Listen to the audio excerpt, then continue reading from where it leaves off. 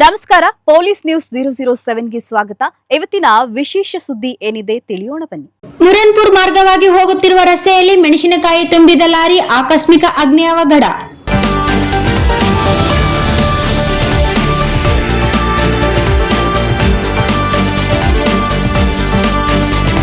ರಾಯಚೂರು ಗ್ರಾಮಾಂತರ ವ್ಯಾಪ್ತಿಗೆ ಬರುವ ಮುರ್ನಾಪುರ್ ಗ್ರಾಮದ ಮುಖ್ಯ ರಸ್ತೆಯಲ್ಲಿ ಮೆಣಸಿನಕಾಯಿ ಲಾರಿಗೆ ಆಕಸ್ಮಿಕ ಬೆಂಕಿ ಅಗ್ನಿ ಅವಘಡ ಸಂಭವಿಸಿ ಗಬ್ಬೂರು ಗ್ರಾಮದ ಸಾದಿಕ್ ಎಂಬುವವರ ಐಚರ್ ವಾಹನವು ಸುಟ್ಟು ಕರಕಲಾಗಿದೆ. ಸ್ಥಳದಲ್ಲಿ ಬಂದ ರಾಯಚೂರು ಅಗ್ನಿಶಾಮಕ ದಳ ಅಧಿಕಾರಿಗಳು ಸ್ಥಳಕ್ಕೆ ಭೇಟಿ ನೀಡಿ ಸುಡುತ್ತಿರುವ ವಾಹನಕ್ಕೆ ನಿಲ್ಲಿಸಲು ಪ್ರಯತ್ನಿಸಿದರು.